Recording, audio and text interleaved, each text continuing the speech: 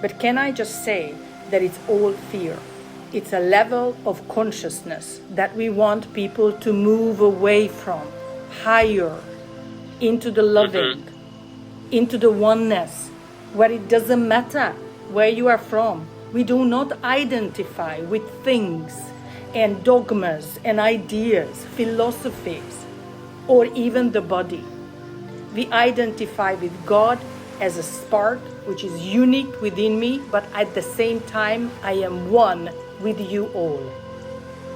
This is the focus, and this is not an understanding, it's an experience.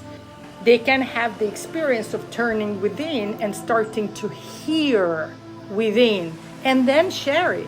And you can be there holding the space for them and facilitating their movement and really supporting them to trust more within, because this is what we need in Europe. We have none of it.